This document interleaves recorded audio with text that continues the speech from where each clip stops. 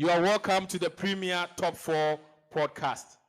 The Premier Top 4 Podcast. The podcast where all the fans come together and defend their teams. We analyze the matches. We analyze the matches of United, Chelsea, Arsenal, and Liverpool. And then we banter each other.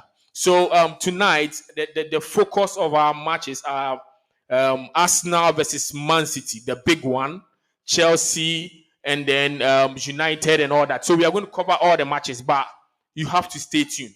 You don't have to miss out because the Arsenal versus Man City match is going to be our main focus. And then we will talk about the Jackson brace, the brace from Jackson, the Michael Jackson dance and all that, and then Annie Slot bouncing back with a bang, the goals they scored. Oh my goodness. And then we will go to the last match, the United, drawing, disgracefully drawing.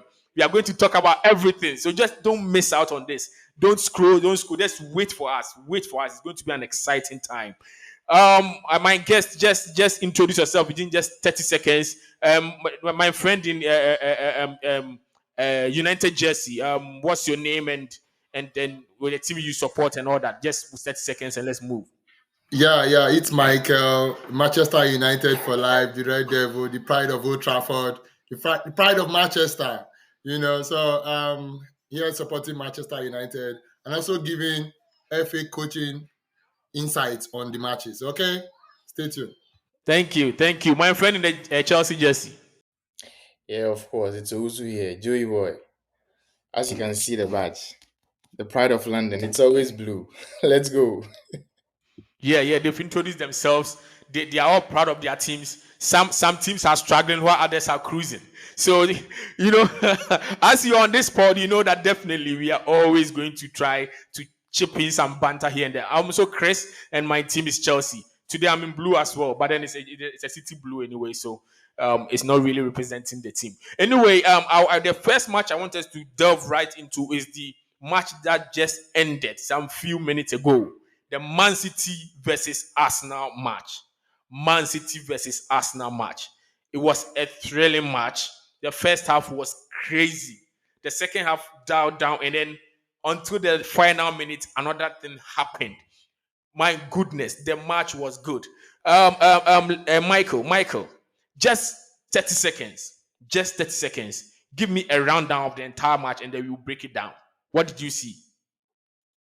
Yeah, it was typical Manchester City, holding the possession, playing around the ball, and being Arteta being a disciple of Pep, understanding some of these tactics. I think he was able to manage it. Arsenal took advantage of some of the lapses of Manchester City, and hurt them, and that's what happened. So, but it was a fantastic game, really to the very end, So it was a fantastic game. Thank you so much for that. Owusu, how did you see the entire match? Just 30 seconds and then we'll delve right into it. Yeah, it was a very thrilling match. Man City as always, when you meet them, they try to possess as much as they could. In the early minutes, Arsenal got the possession on their side, but as we progressed through the game, they took over, and then I thought Arsenal was going to win anyway. And just a few seconds to end, and they just let themselves down. So kudos to Man City. They showed the reason why they are Premier League champions, and it's not easy in the Premier League to become a champion for that number of years. So yeah, they proved their point very well. Kudos to them. Thank you so much, Owusu. Thank you so much for that. So let's go deeper into it. As I always do, I always get some points down before we end the match and all that. So this is from my lens, and then from there, the pundits that I have who are also fans who also give their perspectives on it. So in the sixth minute, Haaland scored and he was assisted by Savinho. How it's like the first 15 minutes they dominated. Coach, how did you see it? How did you see it? So, if you recall, in our last podcast, we talked about the recruitment format for Manchester City, and we talked about the impact of finding players that we think we did not know before they come into Manchester City. And you see, that's the situation with Savinho. Since he came into the club, he has been, he has taken over the Mahrez mesmerizing, So it's been a fantastic play by them. And, finding Haaland on that left foot was fantastic, give him and drilling straight to the goal, textbook goal scoring ability. And I think it was a very good combination. And let me just dwell on you and let me continue from you. So the first 15 minutes, they were operating at their highest level that I've seen this season. How did you see that? Now, when you are playing a high pressing team like Manchester City, you need to sit and manage the press. Because, if you are hot at that very beginning of the game, it can be dangerous going forward. And, that's why they were able to manage themselves, score the goal and continue to take the press, continue to take the press in the hope that they were going to get their equalizer, and that's what has happened. So playing a team like Man City, you need to manage the press because they will always have the possession. So playing the ball around, they will always have the opportunity to hurt you. So all you need to do as a team, either even the 25 minutes, Arsenal were able to manage that press and able to operate with it. Some teams don't even get the chance to have possession. So with Man City as a team, you have to continue to hold the press and continue to defend against them until you have the opportunity to attack. Okay, so Usu, how did you see the Savinho assist and then the Haaland goal? Haaland has scored 100 goals now. How did you see that? Well, with Manchester City, you can't be surprised when they do something like this. Savinho is from South America, right? The way they do their recruitment, they just go and bring in one boy from somewhere you wouldn't know, and then in the next minute they come shining. I think it was the same with Alvarez. I didn't know Alvarez until he got into the league, and then now we have Savinho. Alvarez left, and Savinho has taken over. And yeah, like Michael was saying, he gives you that Mahrez vibes. You might be thinking he's going the other way, but before you see, he's on your weaker side, and he just walks past you. The assist for the first goal was very wonderful. I didn't see that coming. I was thinking he was going to pass it backwards or maybe to the Good one. He was running this side. That I was was thinking it everybody's was going to go expectation. that way. But before I saw it was already in the box and Haaland pounced on it and it was a goal. So Man City for Haaland, he's a goal machine. He's proven it. The first time I heard of Haaland, I think he was playing one junior game. He scored about 6 or 9 goals in that It game. was I nine think goals. it was Nine goals. three hat tricks. Yeah, three hat tricks. Like how? So Alan from when he was in the under 20s, he has proven to be a very good goal scorer. From Bundesliga to Premier League, he's still proving. So it's not surprising that he has reached 100 goals in just 105 games. So yeah, Man City is Man City. When they get you, they will do the hurting. They did well and they got a point. They got a point. They were supposed to lose though, but like I said, they proved why they are champions of England. Okay, so Califiori. Califiori. I don't know if I'm mentioning the name well. He came up Calafiori, yeah, that's with the name. a banger, a banger. His first Yeah, goal for Arsenal. How did you see it, yeah. coach? It's Coach, how it's did you it's see it, always coach? nice. Okay. Also, let's coach speak. Yeah. Okay. So, the art of goal scoring, people have captioned it in different formats. It must be a strike, it must be a shot. And, from what we teach the kids, for example, at the grassroots is even if you cannot hit go for power, you should go for precision.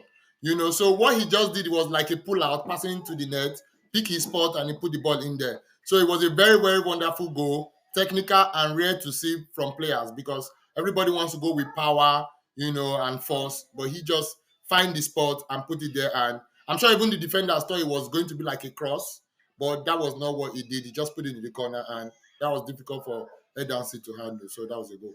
Now that's one thing. The commentator was saying something. He was saying he meant to cross, but if you ask him after the goal, he's going to tell you no, he meant to shoot. What I saw was a left back trying to just put a cross across the goal, and some way somehow it just landed in the back of the net. So yeah, if you ask him, he's going to tell you that no, I meant to shoot and he shot. But in the end, it's a goal, so you can't argue so much about it.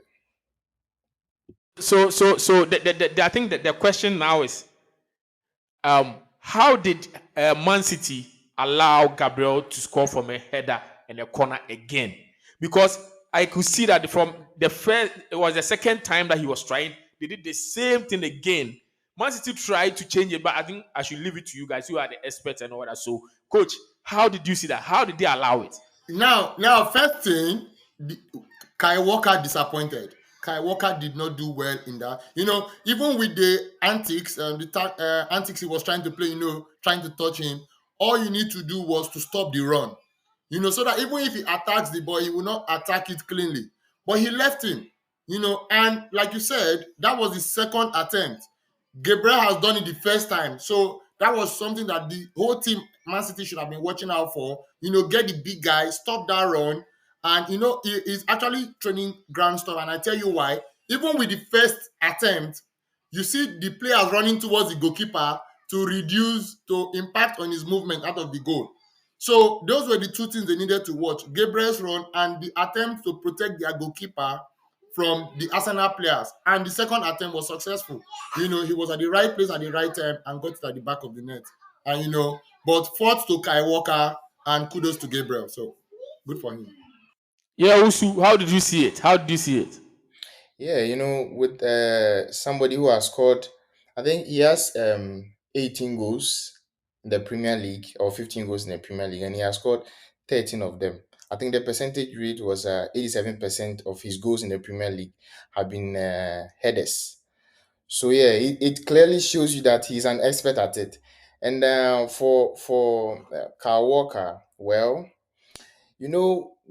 if you've ever played football, in the course of the game, there are sometimes you feel like, oh, come on, I don't have to be too hard on this guy. Let me just rest a bit. And that moment you decided to rest will just cause your downfall. I think that was what Kai Walker decided to do, because he kept pushing the guy back until the guy went back and just walked around past him, and then he got the goal. He might have felt bad because he allowed it to happen, like Michael said. But this is somebody who is like bent on doing something, and in the end he got his goal. So for Gabriel, yeah, he got 2 headers in 2 games, and they were all like match winning goals until the end when they let themselves down. But yeah. Okay. So once again, Trossard got a red card, and Arsenal has another red card due to, excuse me to say, stupidity again. The question people are asking is that, is there a conspiracy against Arsenal? Because there's a statistics before you guys speak.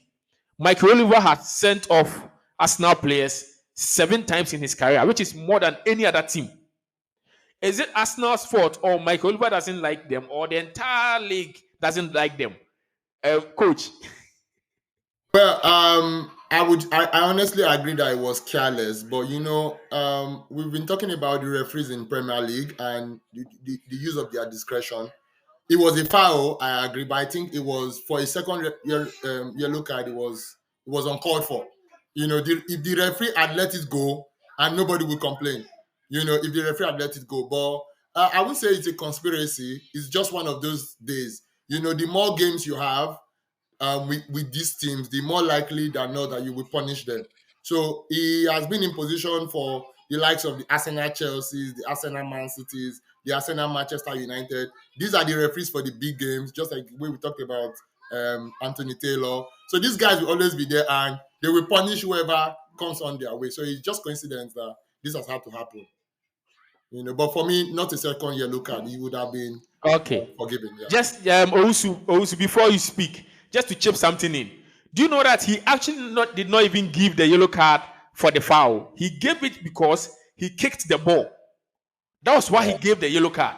He gave it because he knew that the time was almost a time for the first half to be over, and he decided to kick the ball so that before they bring the ball and all that, it will be over. So it was for time wasting. Also, how did you see that second yellow card? Yeah, like Michael was saying, sometimes I think they abuse their discretion, their discretionary powers. This is just a one-off thing in the game. He committed a foul, you let that go, and then he decided to award a yellow card for just kicking the ball. I think the same thing happened to Odo in the Nottingham Forest Brighton game.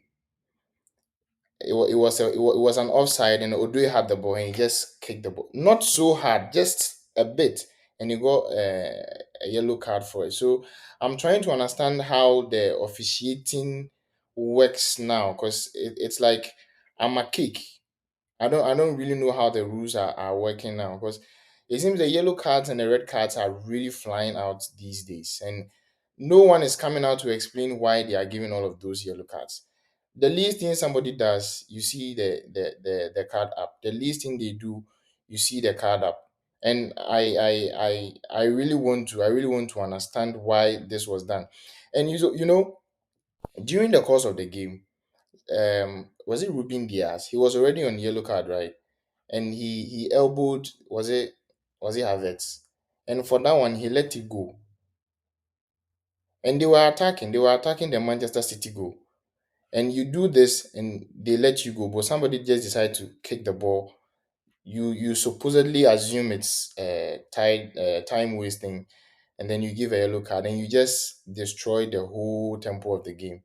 And what we saw in the second half was like, I remember Chelsea Barcelona, or Chelsea Chelsea Barcelona Manchester United in 2009 thereabout. You just ruin the whole game, and then it becomes one-sided, like we are playing a basketball game. Quarter pack, man, how?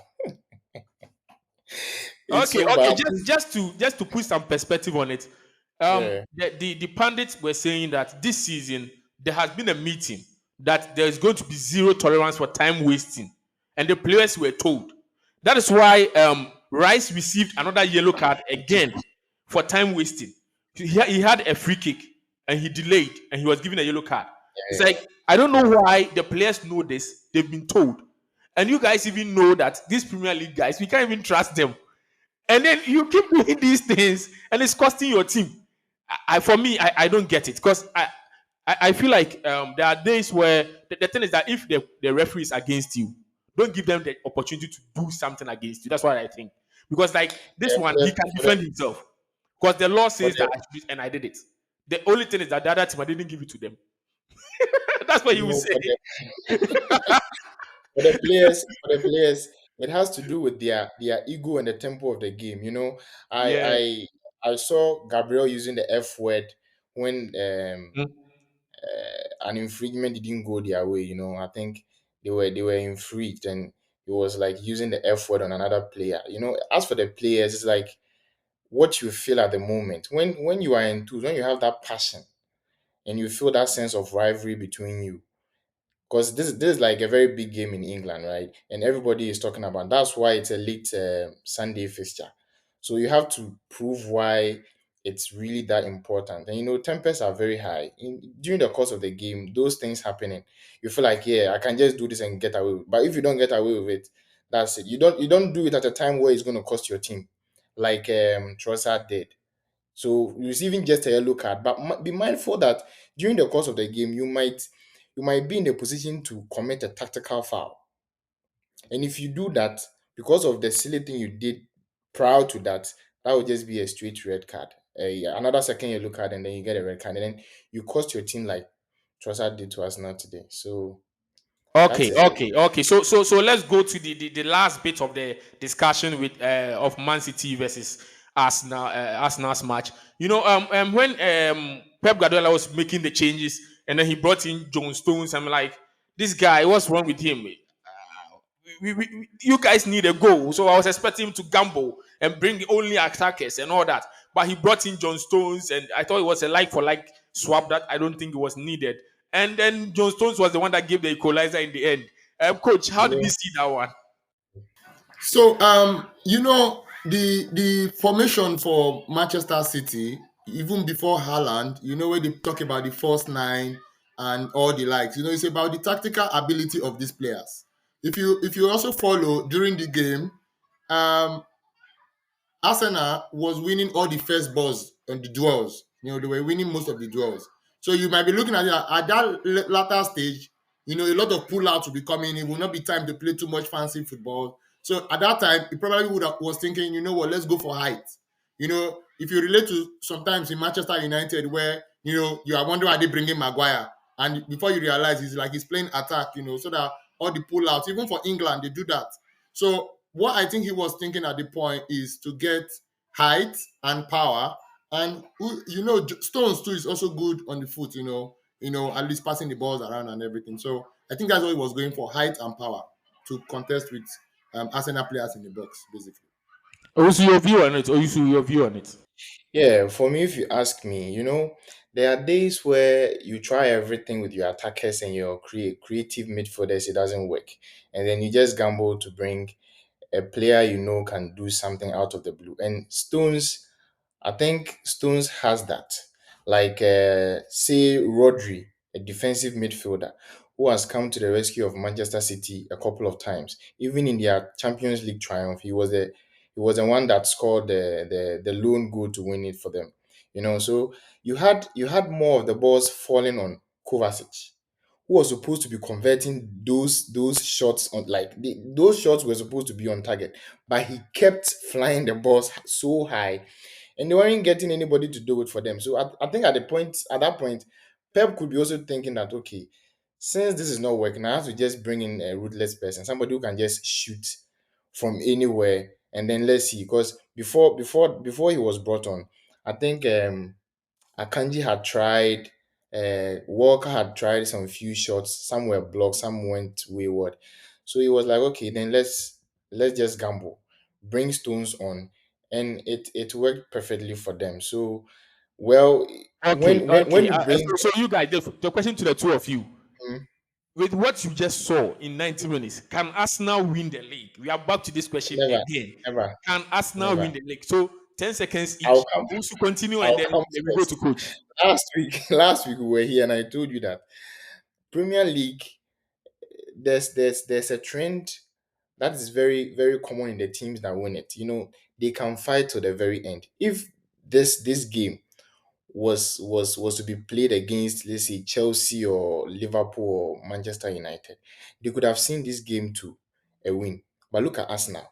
Just few seconds to end the game, you let yourselves down. So Arsenal, like I say, they don't have the character.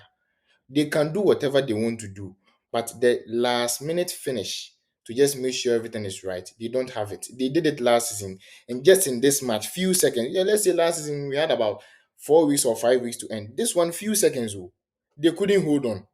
You have a corner, and all of the players were in the box. What were you doing there? Charge them and let them be frustrated and play the ball elsewhere. You were all sitting back, and then they came at you, and then see. I felt they let themselves down. They even let Raya down, which is so bad. He had done so many saves. It's okay. So It's many. okay. It's okay. Michael, let's see. Let's see. What do you think?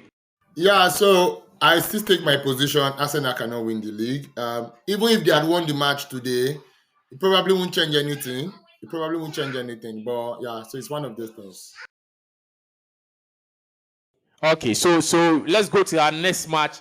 Um, the Michael Jackson match. The Michael Jackson match. Chelsea versus West Ham. So if you are watching us, you may be surprised at why am I so excited. I was not even excited with the big match. It's because I'm a Chelsea fan and I can't hide it. I'm sorry, I can't. Chelsea versus West Ham. Michael, this one wait for us. Let us talk and enjoy a little bit before you join us. Let us enjoy. This is our time. This is our time. This is our time. Let us enjoy a little bit. So Chelsea versus West Oh Ham. yeah, oh yeah. Chelsea versus West Ham. Also, let's have some discussion and let's leave these Well, other teams somewhere. Let them wait. We are coming. We are coming. of course. Chelsea versus West It's Ham. And Jackson had a brace. Jackson had a brace.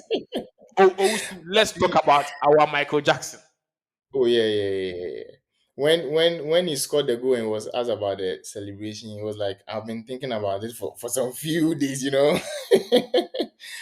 Well, it was a very good match. Personally, I was very happy because I think this has been it has been a very tough run for us, the London Stadium. we've really suffered. I think out of 8 games, we've won just two. So just imagine, Davis Moyes really did a good work whilst he was there. But this time around, we came out strong. Everything worked for us. And Maresca, during his post-match interview, he was like, he saw something. When you have good coaches, when you have a tactical coach, some of these things they become. I didn't even realize that until I went to watch the highlight again. He said the two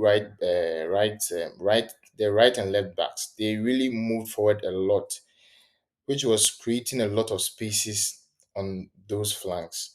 So it was very okay for us to just push them in, and then we just went at them. And if you watch both of the goals that were scored, I think, as with the exception of Jackson's second goal, with the exception of Jackson's second goal, both the first and the last goals, you could see evidently that the man really knew what he was doing.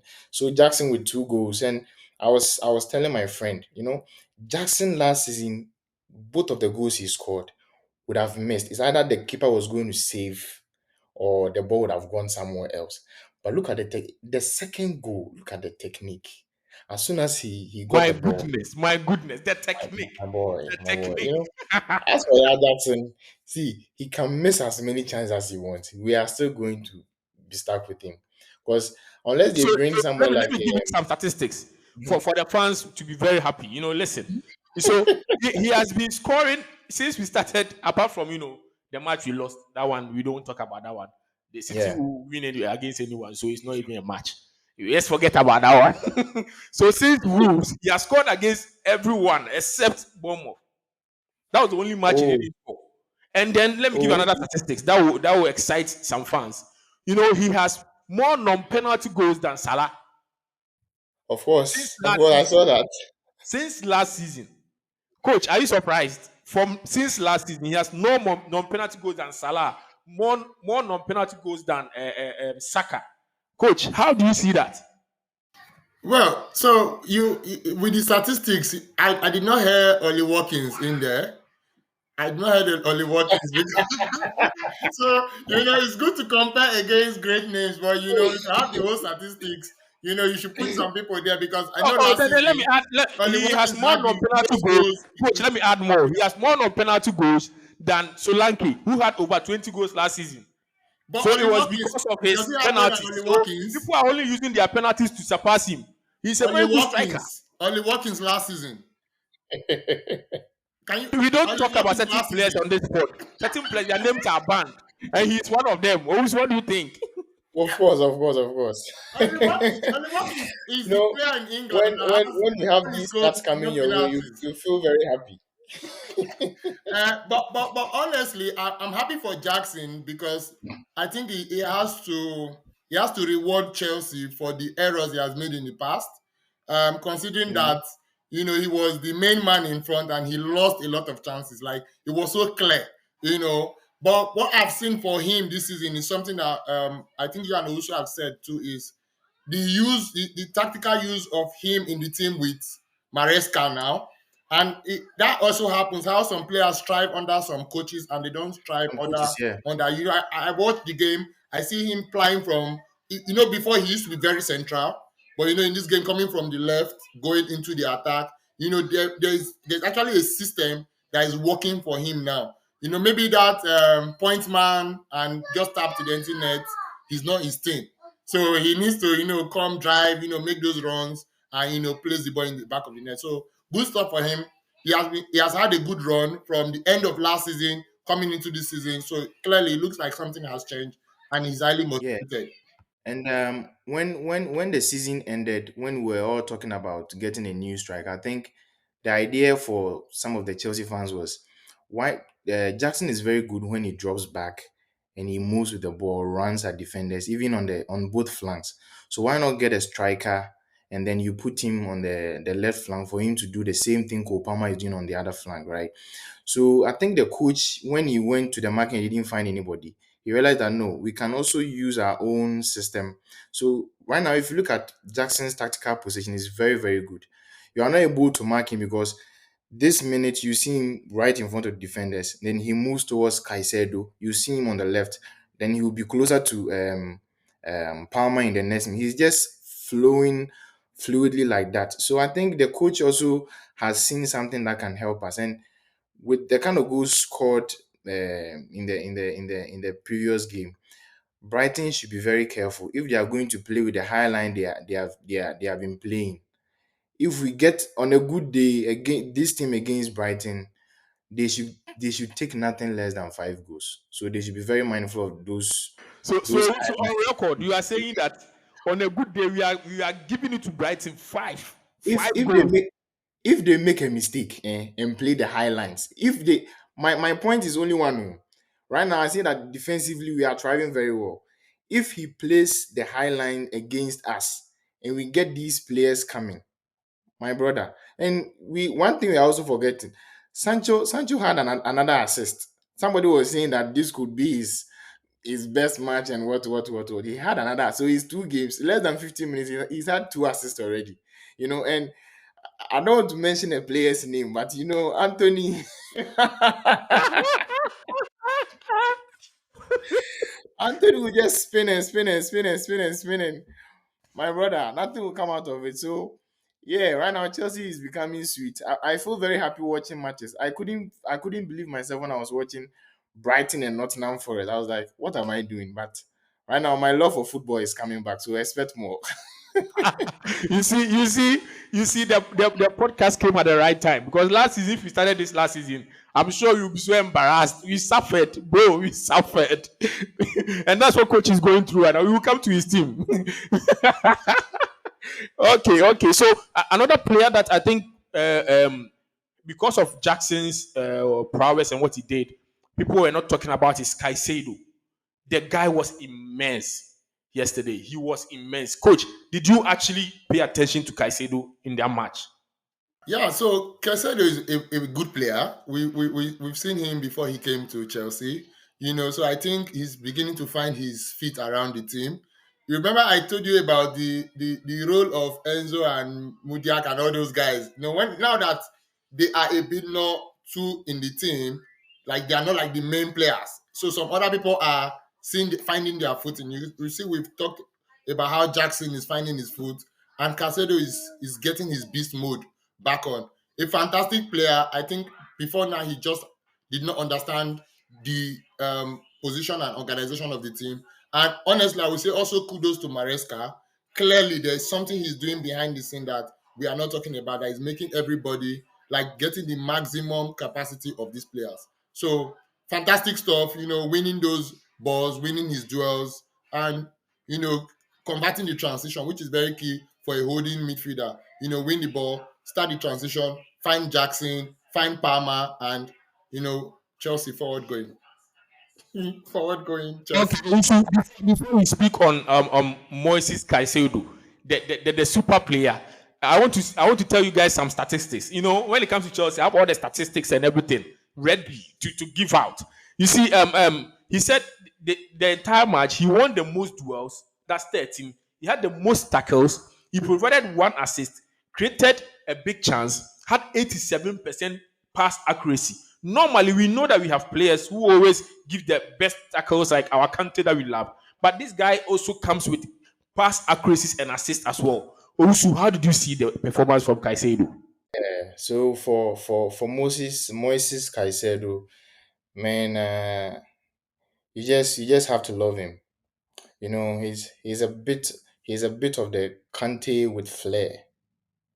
He's a bit of the Kante with flair. With players that are traveling from outside Europe and coming in, especially with those with a humble background, it's like it's either you perform or your mom goes hungry. Perform or your family go hungry. So it's like that. We were comparing which player. I think. I've forgotten the two players. I think Madueke and one other guy. Madueke and Savinho. Yes, I was on call with my friend. We were comparing those two players. I was telling him that we are expecting more from Madueke, right? But you see, Savinho, the pass he gave was very nice. And I was telling him, yes, as for Savinho, he is from South America. If he doesn't play well, his parents are going to go hungry. So he has to perform. But for Madueke, his parents are already in England. He has nothing to lose, you understand? So the mentality is different. That's the issue with Moises Caicedo.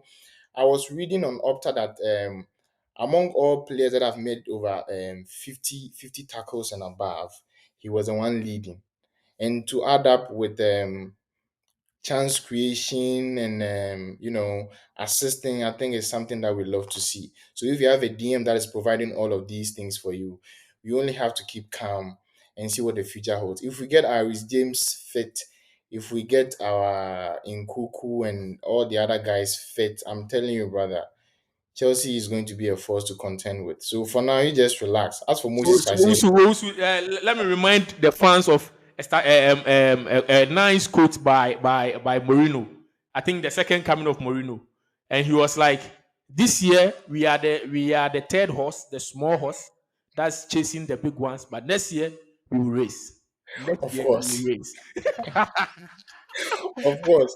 So I think people are worried, and Chelsea, when we win about 2 or 3 games continuously, people begin to ask questions. Are they coming in? Are they able to maintain their form for the next few games?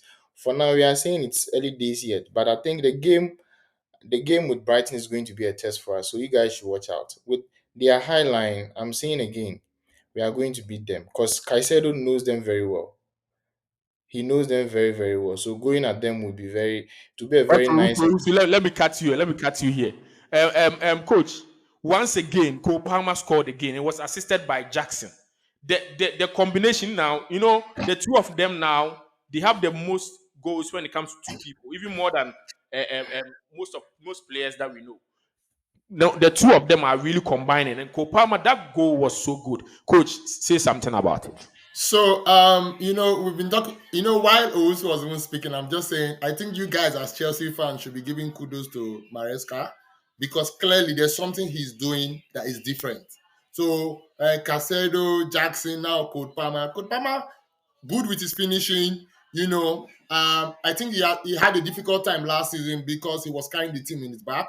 But now, the pressure has now been reduced. So he has like more opportunity to advance, be in quality positions.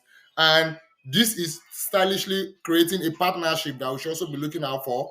I'm sure everybody was thinking, okay, Jackson will be looking for, the second guy at that point, or want to take the whole shine for the day. But he saw that the decision making that Palmer was in a better position than he was at the time. Then made that pass, and I scored like Owusu has just done. Simple slotting into the position. Like I was never in doubt. When you know the quality of the kind of players you have, you know what they are capable of doing.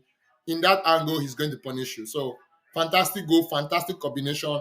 If you also look at the totality for that goal, the build up was fantastic. Coming from Caicedo, the other player, then to Jackson, then going into the position, attempting to shoot, but the defenders committing themselves and dropping the ball to Palmer, slot back of the net, easy goal for Palmer. So fantastic goal. So the question is that, Coach, you are the neutral. Maresca hasn't played a lot of matches, even in the top flight. But with what you've seen so far compared to Pochettino, is he tactically ahead of him? Well, tactically, with the few games, even as a viewer, how you know a team that is doing well is the approach. So clearly, he has his philosophy, he has his ideas, and the players are beginning to understand. They have not gotten there, but they are beginning to understand what he wants to achieve. I think before now, I was a bit unfair to him, especially with the way he handled Sterling, and coming out to the press. But clearly, I think he saw the structure of the team and he knows, oh, I need this guy, I don't need this guy, you don't waste your time and everything. So with Pochettino, I think he was relaxed, being that he had Premier League experience, coming from PSG, where he handled the big boys, but Chelsea being a growing team, he had his way around the press. But with what is on ground right now, Maresca knows what he's doing. And when you talk about top flight, let's go back to what he did with Leicester in the championship. I followed Leicester in the championship last season. They were brutal. To achieve the kind of result they achieved in the championship and losing key players. When they went down, they lost the Tillemans and the likes. Well, Vardy decided to stay, but with the kind of players he had, he was able to deliver that result and bring them back to the Premier League. Why not? So I think what he's doing with Chelsea is he has a direction. And clearly, in Pep's recent interview, he said, if you want to be a good coach to win, come and work under me. So clearly, he's bragging about his guys that are doing well wherever they are. So I think the guy is doing well. Just for the fans, maybe those who didn't watch the post-match interview from Maresca, the pundits were like, "Oh, coach, we can see clearly that the players are buying into your ideas and all that." He said, "Yeah, so how do you see it? That it's like so soon they've bought into your idea and they're playing according to how you want it." And he said, "Okay, but if you don't buy into my idea, you don't play."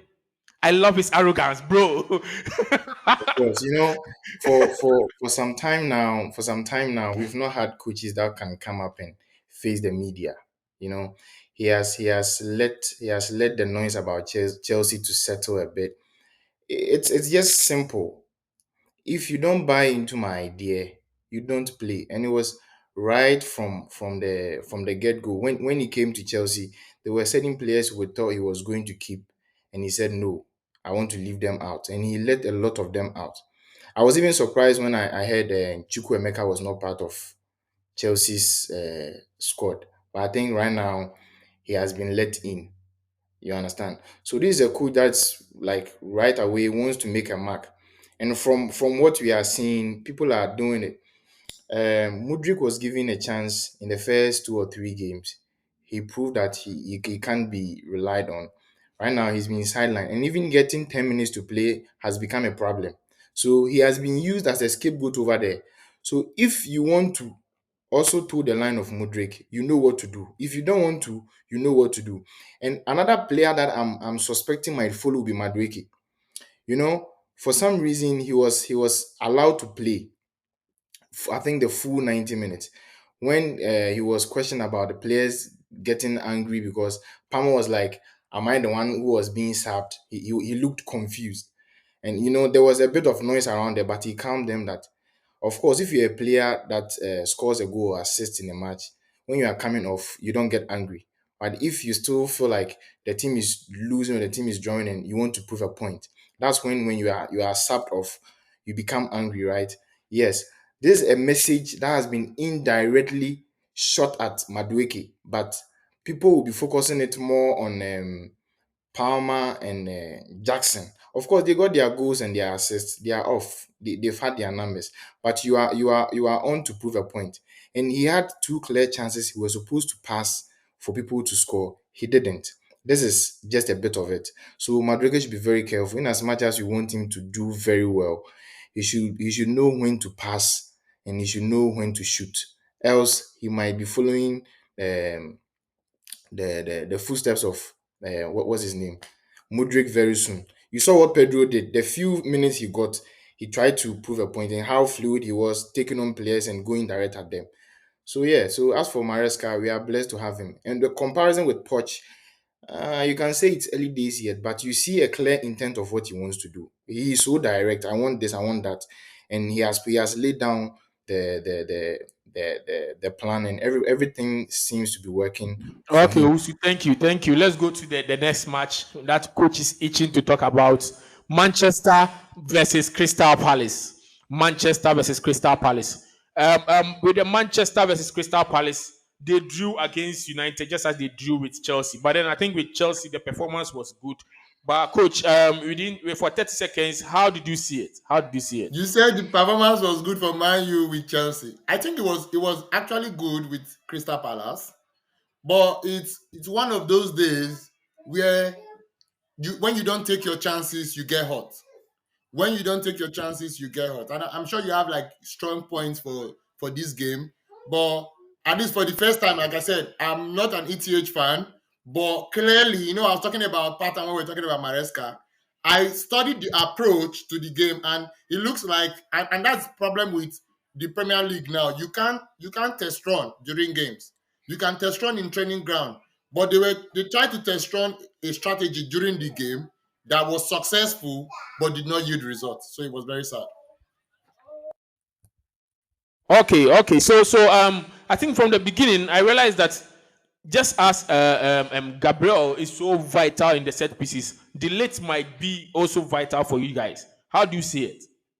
So if you recall, if you listen to our last podcast, you realize that this was what I was saying, that the lead is this is area presence. He knows the approach. All he needs is a proper plan, because they cannot just do it in the pitch as well. Proper plan with the guys, the set piece guys, either it's Ericsson or Fernandez or Ahmad, whoever is taking those corners on his run and where they want to put the ball. So if you watch like with Gabriel today, the two balls were at the back post, at the second post, and that was the approach they were trying to do with the elite. But when it comes to those set pieces, like I said, he's going to assure us goals and attempts. And clearly, we saw it in the games, even with the strong trying to stop him. He had the strength to go into those positions, win those headers. But like I said, Henderson came up with his own plan for the day. So it was a stumbling block against his old team, trying to prove a point. And well, but with the elite, sure thing, he's going to be a threat for those set pieces, and there will be a lot more to see with him over the course of the season. Okay, Usu. So how do you see the entire match? Just 30 seconds. How do you see the entire match? Well, I was happy because if they had won against Palace today, we wouldn't have had peace. We wouldn't have had peace. So yeah, and the Crystal Palace came very close to scoring, and all of those chances were falling on Eze. Clearly, he missed two sitters, which made the game to be a draw after 90 minutes. Well, if you ask me, I don't have much to say about that match. I was very happy they drew. If they had lost, I'll be very much happier. But That's not for now, nice. That's not nice. Yeah, we will take the draw like that. We will take the draw like that because we'll they take lost. the draw like that Somebody because we didn't don't have bring, a choice. because they lost. Somebody didn't bring the tactical board. There was no tactical Of board course, today. There's no tactical if they board. had won,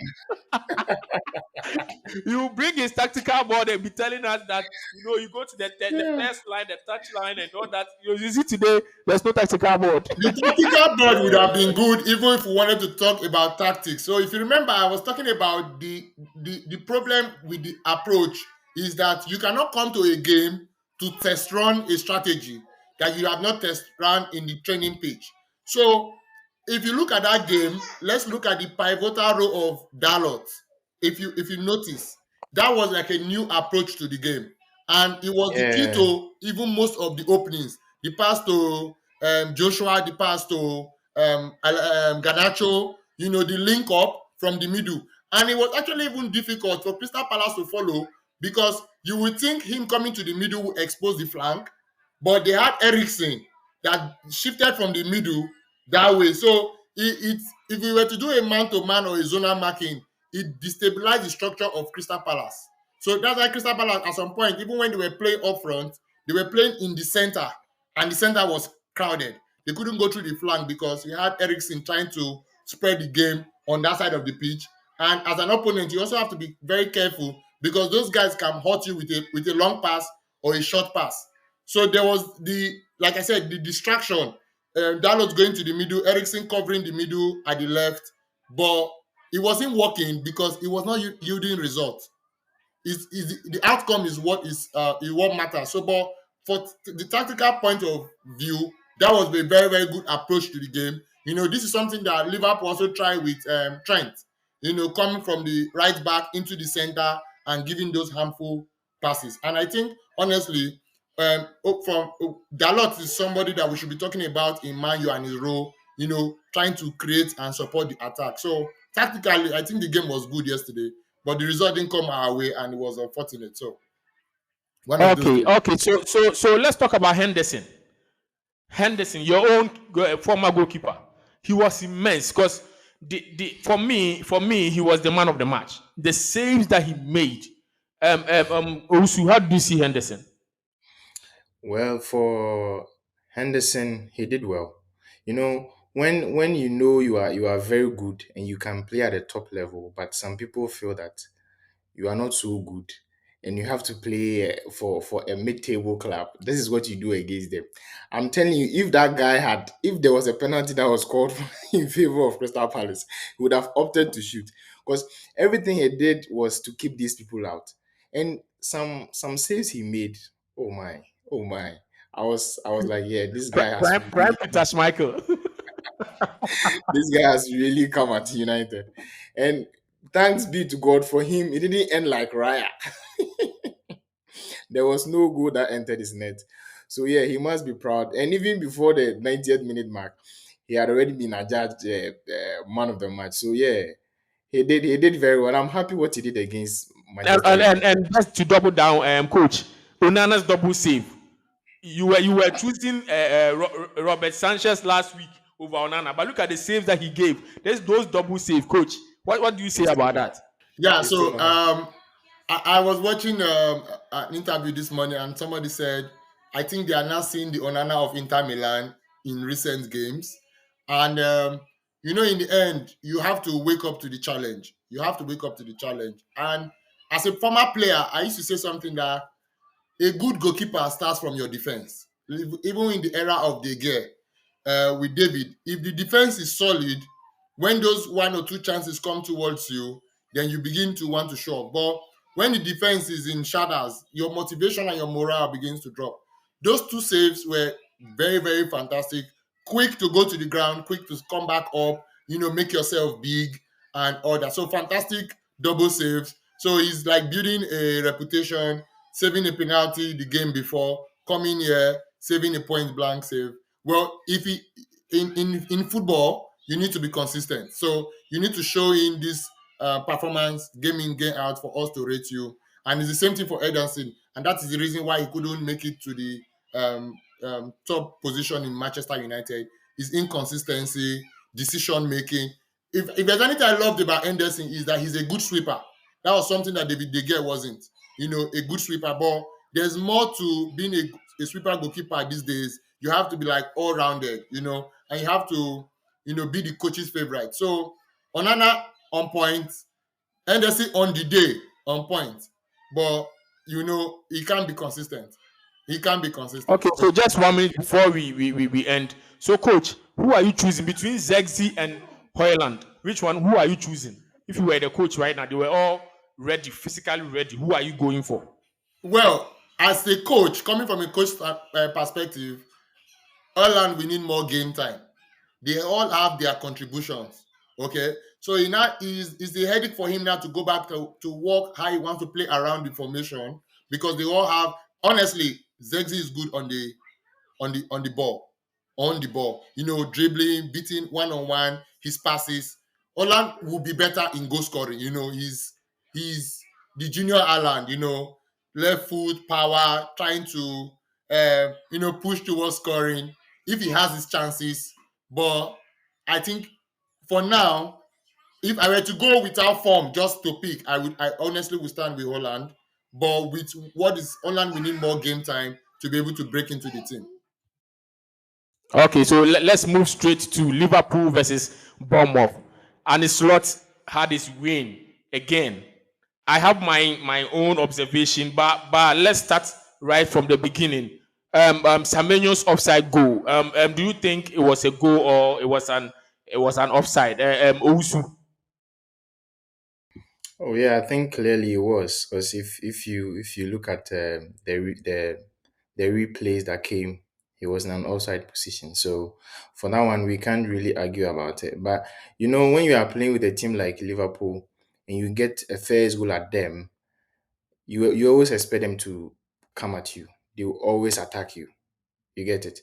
It was quite unfortunate that that goal was disallowed. It would have changed how the match would have ended. But well, that is the story for the day. It was an Okay, offside. okay, coach. Let's go to coach. So for me, I want to. You are the coach, so you correct me if I'm wrong. I realized that after that offside goal, the players panicked and they decided that, coach, whatever you told us, we are not listening. We have been scoring goals before you came to this team. We know how we do it. We give it to Alexander Arnold. He gives a very long pass and we score all the time. It's not. We are not going to doing those tiki-taka thing and passing 20 passes before we score. So that's what they did for all their goals. Coach, am I wrong? Now you'll be surprised that That was Ancelot's strategy and not the former Liverpool strategy. And I'll tell you why. I saw those goals and I said to myself, this is the Liverpool of Benitez. This is the Benitez structure that Liverpool came during the time of Alonso, sucked the team to you and played the long balls to Torres at the time that had pace and all those guys, they call it and the likes. So right now, very unlike Liverpool that had a lot of possession, especially in the first half, you notice that the opponent, like, we're trying to keep the ball and we're pressing high. Also I've been talking about his pity for Brighton if they keep the high line. Sometimes we high line, if you play the ball on the ground, it makes it difficult. So it's about changing the strategy. So Liverpool brought the opponents to them. And that I said it's not them just waking up, it's the coach that said, you know what? For every time Arnold played those balls, you see that there were three runners at the time, every time that ball went over. So it was a clear approach to the game, So it was not we now know. He clearly now see that, okay, if we want to play the ball on the ground with these guys, today, on this day, they are better than us. Or we'll begin to lose those passes. So you know what? Bring them closer, get the ball to Arnold, who is very good with those balls, and get it across. Find Diaz, find Salah, just continue till you get the result. So I would say is the coach idea. It won't just be the players coming up with those ideas. If not, there would have been a lot of lost Okay, balls. okay. Usu, how do you see that? Because when he came, we saw his first three matches and how it went, and then after they lost their match in the Premier League, we've seen that there's been a tweak in the tactics. Um, Sometimes I think we forget that we Africans are seeing the thing as if, except Maresca, but I think with white people in general, they are normally accommodative. They'll go for team meetings and then they'll be like, "Oh, okay, coach, you have your idea, we understand, but maybe we also think that this is how we could help." Also, do you think something like that might have happened? A meeting that might have gone on? Well, it depends. There are some coaches, like let's take Conte or Mourinho for instance. It's not about what you think. He will tell you you are paid to work. So whatever I instruct you to do, do it. If at the end of the day I'm doing the same thing, I'm rolling out my philosophy and it doesn't work, I'm the one who is going to be kicked out, not you. You understand? Well, it could have gone on or not. But with the Premier League, once you come in and it looks all rosy for you, win your first two or three games, and you get a reset, just like Conte did when he took over Chelsea. Once he got a reset and he was like, nah, let me use my own philosophy now. Well, this one came in and he's using his own philosophy. He got whipped by Nottingham Forest and was like, okay, now it's time for me to tweak things. So he tweaked and it worked. Whether it was something they had planned to do or it was the players' own will to have done it that way. We saw a very ruthless Darwin Núñez. So, my friend, it should tell you how things have gone. But all credit to him, losing 1-0 and with the kind of team Bournemouth are, for you to go at them and get three goals. Because we really struggled, not until the 85th minute that we got a goal. So with Liverpool getting those three goals past them, I think it was good. And don't forget Kepa. He did his thing. I'm actually coming to him. But I want us to talk about Diaz and the Anislot. Diaz and the Anislot. Coach, how do Yeah, you yeah. see him? He has been phenomenal since this new coach came in. Yeah, so Diaz has been actually very, very good. He's a very, very good player. So it's nothing new to see what he's doing. But I think what has happened right now, unlike during the time of Klopp had the Arsene Wenger thing of everybody should go to Henry. So Klopp was everybody should go to Salah. But with Ancelotti, it's like everybody should go to Diaz. He's younger, he's faster. Like Owusu said, the South American vibe. So he now knows that the onus is on him to deliver. So I think mentally he has upped his game and upped his approach towards the goal, and he's doing fine. So they are the two serial killers, the coach and his assassin partner in this case, which will be Diaz. So fantastic. He's doing well for the goal scoring. He's doing well for the team. His contributions generally. Um, Diaz is doing very, very well. Okay. So the last thing before we leave, let's talk about Kepa. You know, this guy was gaslighting Chelsea fans that it was our defense, and we were saying this guy, he is the problem. And also, how did you see his performance? Well, the thing with Kepa, I feel so bad when I talk about him this way, but it's like he has let himself down.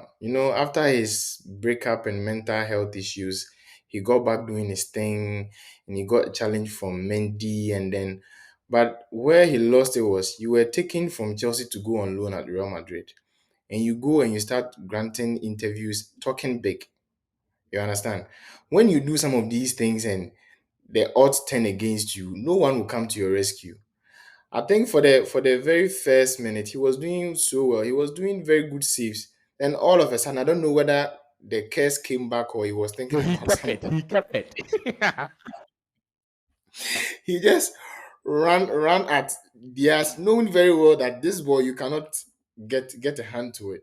And then Diaz also controlled it. Diaz is not one of those players who will fake a foul. He controlled it very well and just put the ball behind the back of the net. So for Kepa, well, it's sad.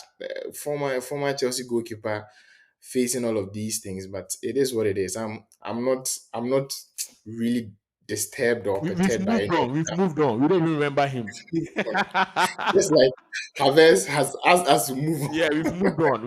We have our Maresca now, so we don't even care. We don't care. Of course, we don't need Yeah. Kepa. He can suffer Okay. for all we care. Okay. So it has been a lovely time. The discussions have been on and all that. So next week is going to be another exciting time. Don't miss out.